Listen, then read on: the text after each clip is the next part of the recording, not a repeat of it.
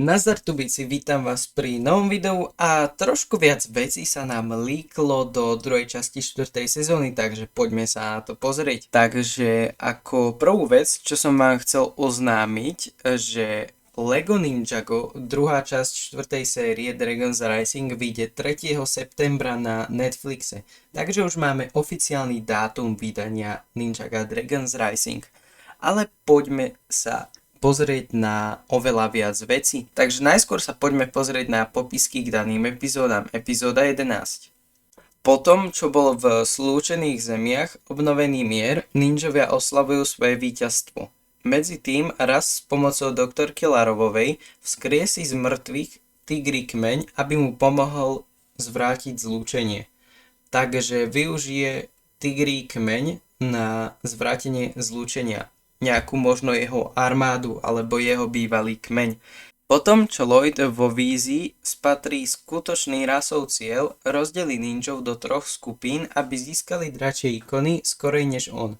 Zane sa naopak rozhodne zistiť viac o tigrom kmeni. Takže z tohto som sa jedine dozvedel to, že Zane bude zas side charakter a vlastne, že Lloyd bude mať víziu o rasovom ciele. Pátranie po dračích ikonách pokračuje a ninjovia sú zavedení na neprebádané územia v zlúčených zemiach.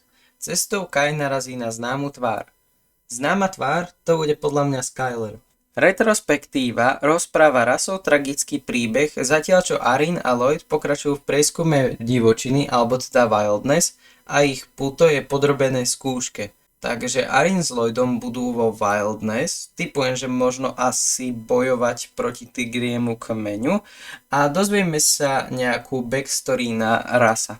Zilvar ukradne Arinovi, Lloydovi a Raju ikonu života. Cole, Frag a Kai čelia nečakanej prekážke, zatiaľ čo Jay, Mia, Sora a Wildfire musia nájsť spôsob, ako ukovať ikonu prúdu.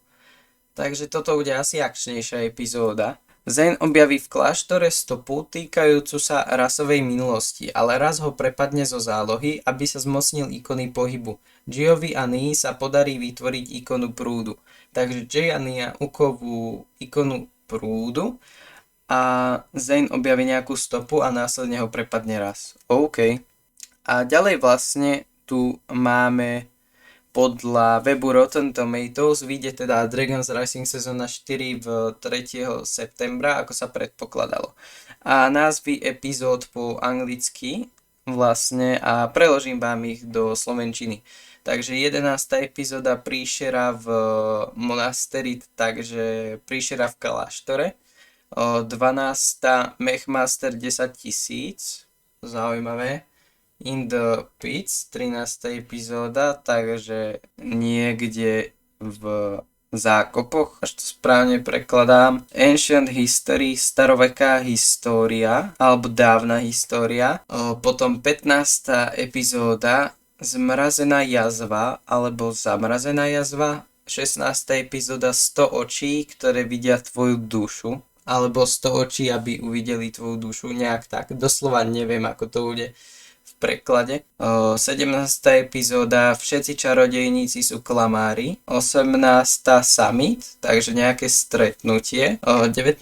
epizóda Desperately Seeking Sora, odlišne vyzerajúca Sora. A 20. epizóda Nebezpečné konekcie. Akože zaujímavé, ale áno, máme to brať s rezervou a neviem, toto asi nebude pravdivé, si myslím, pretože tie názvy sa dosť často menia a toto podľa mňa asi nebude pravda.